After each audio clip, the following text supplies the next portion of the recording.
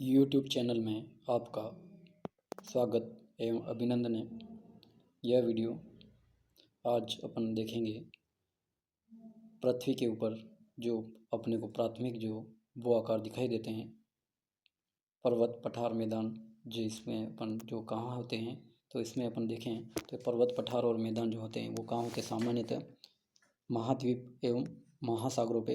तो आज अपन देखेंगे मुख्य रूप से पृथ्वी धरातल पर जो महाद्वीपों एवं महासागरों की उत्पत्ति के संदर्भ में जो सिद्धांत है, उस सिद्धांत में मुख्य रूप से जो सिद्धांत है जो ज़्यादा मान्यता प्राप्त है, तो वेगनर का जो महाद्वीपीय विस्थापन जो सिद्धांत है उसके बारे में अध्ययन करेंगे, यानी continental drift theory of Wegener. तो ये जो सिद्धांत है मुख्य रूप से जर्मन विद्वान द्वारा दिया गया 1912 में, और 1924 में इसका अंग्रेजी में अनुवाद हुआ। और इस सिद्धांत में मुख्य रूप से ये बताया गया है कि सभी जो संपूर्ण जो वर्तमान में जो महाद्वीप है वो पहले क्या है, एक साथ जुड़े हुए थे, और एक साथ जुड़े हुए थे उसको उन्होंने वेगनर ने पेंजिया नाम दिया था, जो सभी स्थलखंड थे, और इसके चारों ओर जो भी सागर था या जलीय क्षेत्र था उसका नाम उन्होंने पेंथलासा दिया था। तो ये जो थे, तो ये किस प्रकार से इन्होंने प्रमाण बताए इसके पक्ष में इस सिद्धांत के, और इसकी आलोचना क्या है, तो ये मुख्य रूप से अपन देखेंगे। तो ये जो सिद्धांत है सबसे पहले अपन देखेंगे आज महाद्वीपीय विस्थापन जो सिद्धांत है वो किसने दिया, कब दिया, और इसकी जो मान्यताएं क्या हैं, और इसकी आलोचनात्मक मूल्यांकन भी आज अपन देखेंगे। तो यानी कॉन्टिनेंटल ड्रिफ्ट थ्योरी, यानी वेगनर का जो है, यानी विश्व प्रसिद्ध ये जर्मन जलवायु विद थे। ये क्या थे, मुख्य रूप से भूगोलवेत्ता नहीं थे, ये जर्मन जलवायुविद थे। तो इसको अपन देखें तो ये जो थे अल्फ्रेड वेगनर इसका पूरा नाम था। जो इनका जो जन्म 1880 से 1930 के मध्य में, इनका जन्म से लेके मृत्यु रही 1930 में। तो इन्होंने ये जो सिद्धांत दिया है, अपना इस सिद्धांत का प्रतिपादन उन्होंने 1912 में किया। ये मैंने आपको पहले ही विदित किया है, ये ध्यान रखना अपने को। कभी कभी आगे कंपटीशन एग्जाम में नेट सेट वगैरह फर्स्ट ग्रेड में भी इसके बारे में पूछते रहते हैं। बहुत ही महत्वपूर्ण सिद्धांत है, ये सामान्य जीके में भी ये प्रश्न आता रहता है, कॉन्टिनेंटल ड्रिफ्ट थ्योरी।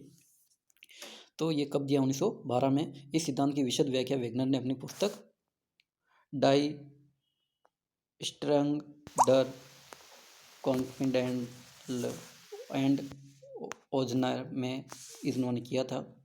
तो ये जो है 1914 में की थी, लेकिन परंतु इसका जो विवेचन जो है 1915 में तथा 1920 में हुआ, और 1924 में जर्मन भाषा से अंग्रेजी भाषा में इसका अनुवाद होने पर विस्थापन सिद्धांत विश्व स्तर पर प्रसिद्ध हुआ था। यानी 1924 में जर्मन भाषा से इन्होंने क्या, जर्मन भाषा में लिखा था, जर्मन जलवायुविद थे ये।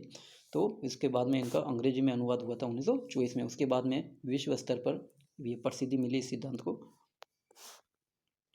वेगनर ने महाद्वीपों एवं महासागरों की तली के बारे में जो विचारधारा जो बताई है, यानी वेगनर ने महासागरों की तली तथा महाद्वीपों की स्थिरता की विचारधारा को गलत प्रमाणित करने के लिए प्रतिस्थापन परिकल्पना का प्रतिपादन किया। यानी वेगनर जो है महासागरों की तली तथा महाद्वीपों की जो अस्थिरता है, उस अस्थिरता की विचारधारा को गलत प्रमाणित करने के लिए इन्होंने प्रतिस्थापन परिकल्पना का प्रतिपादन किया था। वेगनर एक जलवायु वैज्ञानिक था, जिसका मुख्य उद्देश्य यह समझना था कि विश्व की जलवायु में, इनका जो उद्देश्य था वो महाद्वीपों की उत्पत्ति इसके बारे में नहीं था। मुख्य जो इनका उद्देश्य जो था वो क्या था, यानी विश्व में मुख्यतः जलवायु जो है वो क्या भिन्नताएं हैं तथा इनके क्या कारण रहे हैं।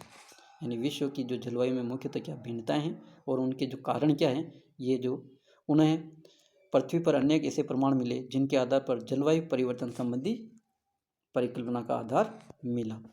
इसी ये जो मुख्य उद्देश्य था, उन्होंने अनेक प्रमाण एकत्रित किए, अफ्रीका एवं ब्राज़ील से जीवाश्म प्राप्त किए, महाद्वीपों की विभिन्न अवस्थाओं का मानचित्रण किया, और पृथ्वी की प्राचीन जलवायु का अध्ययन करते समय उनके समक्ष कुछ प्रश्न आए, जिसे पेरिस, लंदन और ग्रीनलैंड में उष्णकटिबंधीय फर्न जैसे विकसित हुए, कोयले का शीत प्रदेशों में पाया जाना, महाद्वीपी यानी प्रायद्वीपीय Bharat, Australia, Congo basin, Brazil में हिमावरण के प्रमाण आदि, जिनके आधार पर यह ज्ञात होता है कि एक ही स्थान पर जलवायु में समय समय पर अनेक परिवर्तन हुए हैं। इन परिवर्तनों को दो मुख्य रूपों में स्पष्ट किया जा सकता है। तो ये जो क्या थे, तो पहला जो इन्होंने जो किया जा सकता है, तो इसमें पहला जो है वो है महाद्वीपीय भाग स्थिर रहे हो और जलवायु कटिबंधों का क्रमशः स्थानांतरण हुआ हो। यानी पहला जो इन्होंने माना, क्या माना, यानी महाद्वीपीय भाग जो है वो स्थिर रहे हो और जलवायु कटिबंधों का क्रमशः स्थानांतरण हुआ हो, अथवा हो रहा है, परंतु इस प्रकार के स्थानांतरण के प्रत्यक्ष प्रमाण प्राप्त नहीं हुए। दूसरा जो है वो क्या है, जलवायु कटिबंध स्थिर रहे हो और महाद्वीपीय भागों का स्थानांतरण हुआ हो। यानी ये मुख्य है, इसी पर इन्होंने ज़्यादा बल दिया है और इस सिद्धांत का प्रतिपादन किया है। तो यानी जलवायु कटिबंध स्थिर रहे हो और महाद्वीपीय भागों का स्थानांतरण हुआ हो। इस संभावना ने वेगनर को प्रभावित किया तथा महाद्वीपों के प्रवाह संबंधी सिद्धांत प्रस्तुत इन्होंने किया। तो ये जो है सिद्धांत, इसका मुख्य स्वरूप क्या है, तो इसमें अपन देखें तो ये जो दूसरा जो है इसमें इन्होंने ज़्यादा बल दिया, यानी जलवायु कटिबंध स्थिर रहे और महाद्वीपीय भागों का स्थानांतरण हुआ।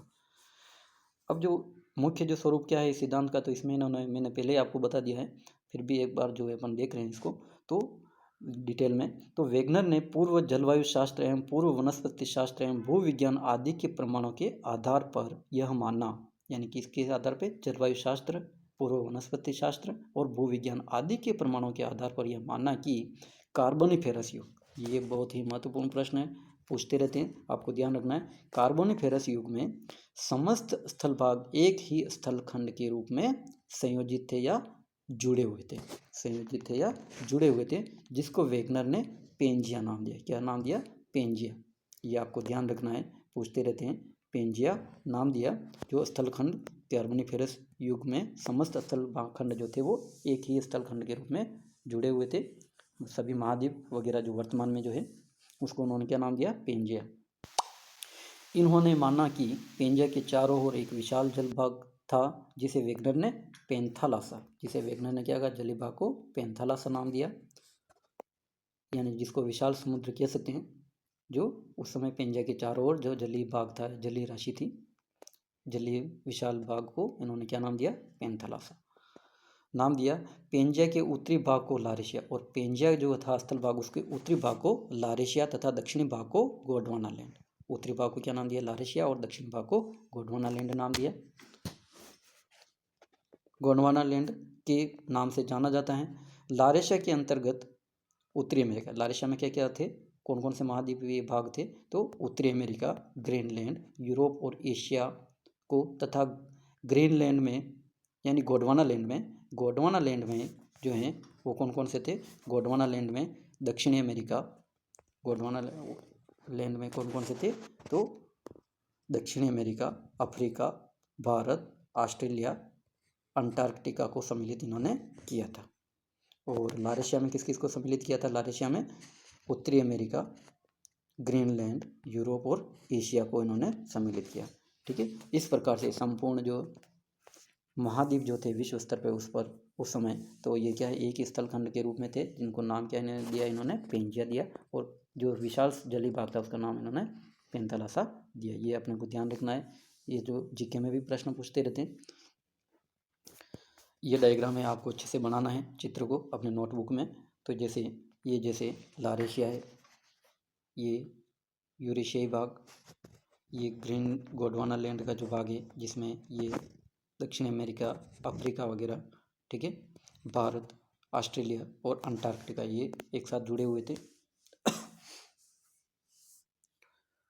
तो उत्तरी भाग को इन्होंने क्या बताया था? लारेशिया, और दक्षिणी भाग को इन्होंने क्या बताया था? गोंडवाना लैंड।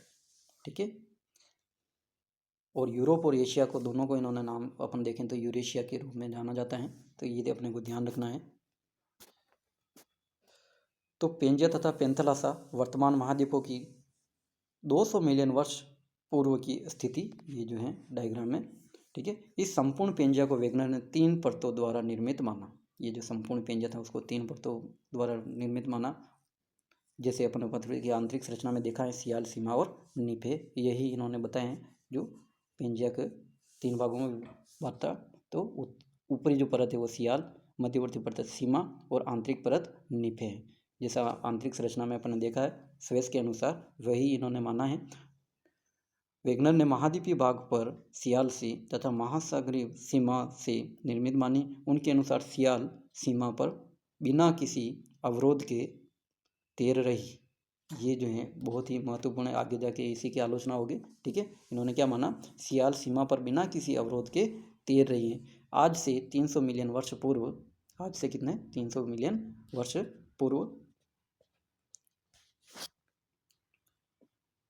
के काल में प्रवाहित होना प्रारंभ हुआ। ठीक है, तथा पेंजिया अलग अलग स्थल भागों में विभाजित हो गया। यानी वो प्रारंभ हुआ उसका, वो जो वेगनर का जो सिद्धांत उसमें स्थल भाग प्रवाह होना शुरू हुआ और जो अलग अलग भागों में विभाजित हो गया उसके बाद में, जिसका परिणाम यह हुआ कि पृथ्वी पर महाद्वीप तथा महासागरों का वर्तमान स्वरूप प्राप्त हुआ। प्रवाह संबंधी जो बल हैं, बल इन्होंने मुख्य रूप से 2 बताए हैं। ठीक है, भूमध्य रेखा की ओर जो है जो उत्तरदायी रहा जो बल। ठीक है, वेगनर ने महाद्वीपीय विस्थापन के लिए 2 प्रकार के बलों की उत्तरदायी माना। पहला है भूमध्य रेखा की ओर यानी टूवर्ड द इक्वेटर, और दूसरा जो है वो पश्चिम की ओर। यानी ये जो है अपने को ध्यान रखना है, पहला जो है बल जो है भूमध्य रेखा की ओर और दूसरा जो विस्थापन इनका हुआ है पश्चिम की ओर। तो ये कैसे हुआ है, तो भूमध्य रेखा की ओर जो विस्थापन के लिए जो बल था वो कौन सा था, भूमध्य रेखा की ओर विस्थाप महाद्वीपों के प्रवाह का कारण गुरुत्वाकर्षण क्या था, महाद्वीपों का भूमध्य रेखा की ओर महाद्वीपों का जो प्रवाह का जो कारण था वो क्या था, गुरुत्वाकर्षण बल तथा प्लवनशीलता के बल के कारण, यानी फोर्सेस ऑफ बायन्सी के कारण हुआ। भूमध्य रेखा की ओर विस्थापन से अफ्रीका एवं यूरेशिया समीप आए, यानी जिससे क्या हुआ, भूमध्य रेखा की ओर महाद्वीपों के विस्थापन से अफ्रीका एवं यूरेशिया समीप आए, जिस कारण टेथिस सागर में निक्षेप, उस समय जो बीच में जो मध्य भाग में जो टेथिस सागर था, उस टेथिस सागर में जो निक्षेप तलछट वल्लित जो होकर ऊपर उठी तथा अल्पाइन पर्वतों का निर्माण हुआ। भूमध्य की प्रवाह के कारण ही प्रायद्वीपीय भारत, अफ्रीका तथा ऑस्ट्रेलिया अंटार्कटिका से पृथक हुए। यानी भूमध्य रेखा के प्रवाह के कारण ही प्रायद्वीपीय भारत, अफ्रीका और ऑस्ट्रेलिया अंटार्कटिका से पृथक हो गए थे, ये भूमध्य रेखा की ओर प्रवाह के कारण। अब जो है पश्चिम की ओर प्रवाह जो कैसे हुआ, तो पश्चिम की महाद्वीपों के पश्चिम दिशा की ओर प्रवाह का प्रमुख कारण सूर्य तथा चंद्रमा का ज्वारीय बल। यानी पश्चिम की ओर प्रवाह का कारण क्या था, सूर्य और चंद्रमा का ज्वारीय बल के कारण महाद्वीपीय भागों का पश्चिम की ओर प्रवाह हुआ। यानी पृथ्वी पश्चिम से पूर्व दिशा की ओर घूमती है, अतः पृथ्वी के अक्ष पर घूर्णन के कारण ज्वारीय घर्षण यानी टाइडल फ्रिक्शन उत्पन्न होने के कारण महाद्वीपीय भाग पीछे छूट गए होंगे। यानी वो पश्चिम से पूर्व की ओर घूमती है, इसलिए कारण से क्या है, जो महाद्वीपीय भाग है वो पीछे छूट गए होंगे घूमने के कारण। इस प्रकार स्थल भाग पश्चिम की ओर प्रवाहित होने लगा और महाद्वीपों के पक्ष में जो महाद्वीपीय प्रवाह सिद्धांत के पक्ष में जो प्रमाण है वो क्या है, तो इसमें अपन देखेंगे जलवायु विज्ञान, भूगर्भ विज्ञान, वनस्पति शास्त्र, जंतु शास्त्र, गणित आदि विषयों के दृढ़ आधार पर वेगनर ने यह प्रमाणित करने का प्रयास किया कि प्रारंभ में सभी स्थलखंड पेंजिया के रूप में थे। उनका मानना है कि वर्तमान महाद्वीपों को जोड़कर पुनः पेंजिया के रूप में स्थापित किया जा सकता है। ठीक है, वापस इनको जोड़ेंगे तो ये आसानी से फिट बैठेंगे और वर्तमान में इसको वापस जोड़ करके पेंजिया का रूप दिया जा सकता है। तो वो कैसे दिया जा सकता है, जैसे पहला जो है प्रमाण, वेगनर के अनुसार अंटार्कटिका महासागर के यानी अटलांटिक महासागर, अंटार्कटिका नहीं सॉरी, वेगनर के अनुसार अटलांटिक महासागर के दोनों तटों में पर्याप्त समानताएं पाई जाती हैं। दोनों को आपस में मिलाने पर ऐसा प्रतीत होता है कि पूर्व में ये दोनों तट एक दूसरे से जुड़े हुए थे। जैसे ये इसमें आपको दिखाई दे रहा है, ये दक्षिण अमेरिका का जो ब्राज़ील वाला ये जो उभरा हुआ वाला भाग, और ये कीनी खाड़ी जो अफ्रीका के पश्चिम वाला, ये इसको अपन यहाँ पे आसानी से इसको पास ला के जोड़ेंगे तो ये आसानी से जुड़ जाएंगे। यानी दोनों तट एक दूसरे से जुड़े हुए थे। जिस तरह किसी वस्तु के 2 टुकड़े करके पुनः मिलाया जा सकता है, यानी जिग्सा फिट, ये शब्द आपको ध्यान रखना है, जिग्सा फिट। यानी टुकड़े करके पुनः मिलाया जा सकता है, उसको क्या कहते हैं, जिग्सा फिट। उसी प्रकार उत्तरी अमेरिका के पूर्वी तट, यानी उत्तरी अमेरिका के पूर्वी तट को यूरोप के पश्चिमी तट से तथा दक्षिण अमेरिका के पूर्व के तट को अफ्रीका के पश्चिमी तट से मिलाया जा सकता है। चित्र में आप देख सकते हो ये, ठीक है। ये जो है अफ्रीका का जो पश्चिमी तट और दक्षिण अमेरिका का पूर्वी तट को ये आसानी से मिलाया जा सकता है।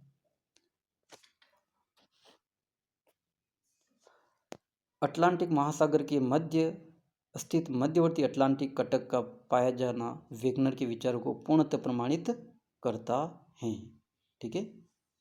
ये जो है अटलांटिक महासागर के जो मध्य में जो मध्यवर्ती भाग में जो कटक जो है वो कटक ये प्रमाणित करते हैं कि ये महाद्वीपों का पश्चिम की ओर प्रवाह हुआ होगा, और ये ऐसे पहले ऐसे नहीं थे जैसे वर्तमान में जो है वैसे। ये आपको डायग्राम जरूर बनाना है अच्छे से समझने के लिए अपनी नोटबुक में। अब जो है आगे अपन देखेंगे अगला जो प्रमाण क्या है, दूसरा भूगर्भिक प्रमाण। भूगर्भिक प्रमाण की बात करें तो भूगर्भिक प्रमाण भी इस सिद्धांत के पक्ष में है कि वर्तमान अंध महासागर या अटलांटिक महासागर के दोनों तटों के हर्सियन तथा कॉलिडेनियन पर्वत क्रमों में समानताएं पाई जाती हैं। कौन कौन से पर्वत क्रम, हर्सिनियन और कॉलिडेनियन पर्वत जो क्रमों में समानताएं पाई जाती है अंध महासागरों के दोनों तटों के क्षेत्रों में, ठीक है। तीसरा है प्रसिद्ध भूवैज्ञानिक डुटोइड ने दक्षिण अमेरिका के पूर्वी तथा अफ्रीका के पश्चिमी तटों पर गहरी भूवैज्ञानिक समानताएं पाई जाती हैं। ब्राज़ील से दक्षिणी अफ्रीका तथा ब्राज़िलाइड्स नामक कैलिडेनियन श्रेणी एवं अर्जेंटीना से अफ्रीका के केप प्रांत तक गोंडवानाइड्स श्रेणी का विस्तार है। बेलिर के अनुसार यूरोप के कैलिडोनियन एवं उत्तरी अमेरिका में हर्सियन पर्वत श्रेणी एक ही सीध में स्थित हैं। ये जैसे आप देख सकते हो यहाँ पे, तो ये डायग्राम में आप देख सकते हो जैसे एक जैसे जो भूगर्भिक जो संरचना वाले जो भाग हैं इसमें यहाँ इस डायग्राम में आप अपने को अच्छे से देखना है। ये आपको दिखाई दे रहा है, यानी अर्जेंटीना के जो ये भाग और इधर अफ्रीका के जो भाग हैं इनमें कुछ ये वर्तमान में काफ़ी किलोमीटर यानी हजारों किलोमीटर की दूरी पर होने पर भी इनमें भूगर्भिक संरचना में समानताएं पाई जाती हैं। प्राचीन ये granite, Gondwana land, Gondwana Cretaceous प्राइज और ये सिल्यूरियन, कार्बोनिफेरस, पूर्व सिल्यूरियन, ये जो कहाँ कहाँ पे है, तो ये समानता इसमें अपने को भूगर्भिक संरचना में दिखाई देती है। अब देखेंगे अपन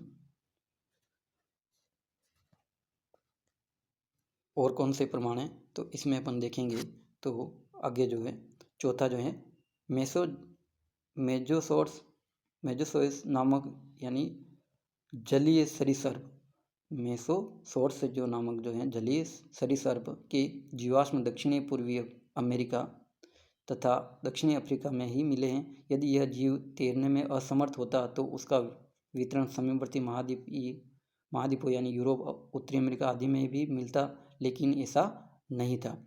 ये जीव केवल इन दोनों भूखंडों पर ही मिलते हैं जो दोनों भूखंडों के जुड़े होने के प्रमाण हैं। यानी ये जो है सरीसृप जो है यहाँ इनमें जो जुड़े हुए थे इन्हीं भागों में मिलते हैं। इसका मतलब ये पहले क्या थे, जुड़े हुए थे। ये आपको डायग्राम बनाना है। पहले जो एक मेसोसोरस सरीसृपों एवं ग्लेसोप्टेरिस जो वनस्पति हैं के जीवाश्मों का जो वितरण है वो यहाँ पे ये जो वर्तमान में इतने दूर होने पर भी इसमें जो है समानताएं जो यहाँ पे है ये एक जैसे यहाँ पे मिलते हैं। अब जो है पांचवा जो है ग्लेसोप्टेरिस तथा फर्न वनस्पति जो केवल उपध्रुवीय जलवायु में ही विकसित होती हैं, जो के जो जीवाश्मीय जो प्रमाण है वो अफ्रीका, ऑस्ट्रेलिया, भारत तथा दक्षिणी अमेरिका में विस्तृत रूप से मिलते हैं। स्पष्ट है कि ये सभी स्थल खंड उस समय सम्मिलित रूप से थे जब यहाँ शीत जलवायु पाई जाती थी, ठीक है। तो ये भी प्रमाण है, ग्लेसोप्टेरिस जो वनस्पति हैं वो अब यहाँ पे मिलते हैं, ठीक है। तो इसका मतलब वर्तमान में यहाँ उष्णकटिबंधीय जलवायु, मरुस्थलीय जलवायु होने पर भी यानी जलवायु अलग है, और ये जो है शीत प्रदेशों में जो पाए जाने वाले जो उगने वाले जो वनस्पति है वो यहाँ पे मिलना सभी क्षेत्रों में यहाँ पे, तो ये प्रमाणित करता है कि पहले ये सभी स्थलखंड एक साथ जुड़े हुए थे। छठा जो प्रमाण है वो है भूगणितीय प्रमाणों के आधार पर यह स्पष्ट हो चुका है कि ग्रीनलैंड 20 सेमी प्रति वर्ष की गति से ग्रीनलैंड जो है 20 सेमी प्रति वर्ष की गति से पश्चिम की ओर गति कर रहा है, परंतु 1930 के बाद इसके पश्चिम की ओर जो है खिसकने के कोई प्रमाण नहीं मिले हैं। 1930 के बाद के जो प्रमाण नहीं मिले हैं, ये भी इन्होंने कुछ विद्वानों ने माना है। ठीक है, सातवां जो प्रमाण है, कार्बोनिफेरस युग के हिमानीकरण का प्रभाव दक्षिणी अफ्रीका, प्रायद्वीपीय भारत, ऑस्ट्रेलिया जैसे क्षेत्रों में पाया जाना भी संभव है, जब सभी स्थलखंड कभी एक जगह एकत्रित रहे होंगे। यानी कार्बोनिफेरस युग के जो हिमानीकरण का जो प्रभाव है दक्षिणी अफ्रीका के में और इसके अलावा प्रायद्वीपीय भारत में और ऑस्ट्रेलिया जैसे क्षेत्रों में पाया जाना भी संभव है कि जब ये सभी जो स्थलखंड कभी एक साथ जुड़े हुए रहे होंगे। आठवां प्रमाण है, वेगनर के अनुसार भूगर्भिक युग में ध्रुवों की स्थिति बदलती रही है, जिसे इन्होंने ध्रुवीय प्रवाह या संचलन कहा है। पूरा चुंबकीय आंकड़ों से पुराजीवी महाकल्प में पेंजिया का अस्तित्व प्रमाणित होता है। यानी बाद में जो है प्लेट टेक्टोनिक जो सिद्धांत है उसमें भी इन्होंने ऐसा माना है का। अब जो है वेगनर के प्रवाह सिद्धांत का मूल्यांकन देखें तो वेगनर जो है इनकी आलोचना भी देखेंगे तो वेगनर के जो मूल्यांकन इसमें आ जाएगा। वेगनर का उद्देश्य केवल इतना ही था कि अतीत काल में हुए जलवायु संबंधी परिवर्तनों का स्पष्ट समाधान प्रस्तुत किया जाए, जिसके कारण वह अधिक गहराई में चले गए और बीच बीच में कई विरोधाभासी बातें भी कह गए। यानी इनके विचारों में, खुद के विचारों में भी विरोधाभासी बातें कही गई हैं। सिद्धांत में अन्य गलतियाँ कर बैठे। इस सिद्धांत में निम्नलिखित दोष भी पाए जाते हैं। जो क्या है तो दोष हैं। तो पहला है, वेगनर के अनुसार सियाल से निर्मित महाद्वीप सीमा से निर्मित महासागरों पर बिना किसी रुकावट के तैर रहे हैं, जैसा अपन ने प्रमाण के रूप में देखा है। तो ये जो माना इन्होंने, तो ये जो है बाद में कहते हैं कि यानी नवीन वलित जो पर्वत हैं, वो नवीन वलित जो पर्वतमाला है उनकी जो उत्पत्ति के संदर्भ में ये कहते हैं कि यानी इसमें जो सियाल और सीमा के जो रुकावट के कारण ही ये नवीन वलित पर्वतों की उत्पत्ति हुई, जो एक दूसरे के इनके विरोधाभासी विचार दिखाई देते हैं। तो बाद में उन्होंने बताया कि सीमा से सियाल पर रुकावट आती हैं। यदि ऐसा मान भी ले तो सियाल पर सीमा कैसे तैर लेगा, क्योंकि वह कठोर भी है और घनत्व भी अधिक है। दूसरा जो है क्या है, वेगनर ने अंध महासागर के दोनों किनारों में अत्यधिक समानता का सहारा लेकर ही संपूर्ण सिद्धांत को आगे बढ़ाया। यानी अंध महासागर या अटलांटिक महासागर के दोनों किनारों की जो अत्यधिक समानता का सहारा लेकर ही संपूर्ण सिद्धांत को आगे बढ़ाया, किंतु दक्षिण अमेरिका की पूर्वी तट रेखा, गिनी की खाड़ी यानी अफ्रीका का पश्चिमी तट के तटीय भागों को जोड़ने में लगभग 15 डिग्री का अंतर रह जाता है। कितना डिग्री का रह जाता है? 15 डिग्री का अंतर रह जाता है। वेगनर के समर्थक इसे लंबी अवधि में हुए अपरदन का कारण मानते हैं, जो संभव नहीं है। ठीक है। तीसरा जो है, वेगनर ने महाद्वीपीय विस्थापन के लिए उत्तरदायी जो बल बताए वह भी पर्याप्त नहीं है। यानी पश्चिम की ओर और भूमध्य रेखा की ओर जो बल, जो महाद्वीपों का विस्थापन हुआ उसके लिए जो बल बताए हैं वो भी पर्याप्त नहीं है विद्वानों के अनुसार। वेगनर ने माना कि यानी बल जो कैसे नहीं थे, देखो तो वेगनर ने महाद्वीपीय विस्थापन के लिए उत्तरदायी जो बल बताए वह भी पर्याप्त नहीं थे। पश्चिम में प्रवाह के लिए वर्णित चंद्रमा की जो ज्वारिश विस्थापन शक्ति के विस्थापन के लिए आवश्यक शक्ति को 1000 करोड़ बार कम है। यानी 1000 करोड़ बार कम है। प्रथम तो यह संभव ही नहीं है। यानी इसको बढ़ावे तब जाके ये पश्चिम की ओर प्रवाह होगा महाद्वीपों का। यदि हो भी तो इतनी प्रवाह शक्ति के कारण पृथ्वी का परिभ्रमण रुक जाएगा। यानी पृथ्वी जो है पश्चिम से पूर्व की ओर जो घूम रही है उसका परिभ्रमण ही रुक जाएगा। साथ ही भूमध्य रेखा की ओर ध्रुवों से प्रवाह को प्रेरित करने वाली शक्ति भी नगण्य है। यानी साथ ही भूमध्य रेखा की ओर ध्रुवों से जो प्रवाह का जो प्रेरित करने वाली जो शक्ति है वो भी नगण्य ही है। चौथा जो है वो वेगनर ने माना कि ग्लेसोप्टोरिस वनस्पति का वितरण भारत, ऑस्ट्रेलिया, दक्षिण अफ्रीका तथा दक्षिण अमेरिका आदि में कार्बोनिफेरस काल की चट्टानों में पाया जाता है, जो विस्थापन के कारण अलग हुई हैं। जबकि पी लेक के अनुसार यह वनस्पति साइबेरिया, ईरान, उत्तरी पश्चिमी अफगानिस्तान आदि में भी मिलती है। ठीक है। तो ये भी इसकी आलोचना है। पेंजा की टूटने की अवधि, पांचवा जो है, पेंजा की टूटने की अवधि, प्रवाह की दिशा आदि पर भी गंभीर आपत्तियां हुई हैं। कार्बोनिफेरस काल में ही यह क्यों टूटी, यानी उससे पहले क्यों नहीं या बाद में क्यों नहीं टूटी? तो पहले और बाद में क्यों नहीं? पश्चिम और भूमध्य रेखा की ओर पश्चिम और भूमध्य रेखा की ओर ही प्रवाह क्यों हुआ, अन्य दिशा में क्यों नहीं हुआ? कौन सी शक्ति ने पेंजा को टूटने तक अविभाजित रखा, ये भी जो वेगनर बताने में असमर्थ हैं। इससे पूर्व क्या हुआ आदि, इससे यानी ये जो है, इसमें कोई संदेह नहीं, यानी ये तो आलोचना है, लेकिन फिर भी मूल्यांकन के तौर पे अपन देखें तो इसमें कोई संदेह नहीं कि दोषों के उपरांत भी वेगनर महोदय का महाद्वीपीय विस्थापन सिद्धांत महाद्वीप और महासागरों की उत्पत्ति के प्रारंभिक अग्रणीय यानी अग्रणीय जो इनके विचार के रूप में कहा जा सकता है। यानी जो इनका जो मूल्यांकन जो देखें तो यानी इन्होंने बाद में जो आने वाले सिद्धांतों के प्रेरक के रूप में इन्होंने कार्य किया है। जैसे बाद में अपन जो है प्लेट विवर्तनिक जो सिद्धांत है, इसमें भी इन्होंने माना कि महाद्वीपों का विस्थापन हुआ है। ठीक है, तो धन्यवाद। इस सिद्धांत को अपने को अच्छे से देखना है और PDF आपको भेज दिया गया है। नोटबुक में अपने नोट्स जरूर उतारें ताकि आपको समय समय पर इसका अवलोकन आप कर सको। धन्यवाद।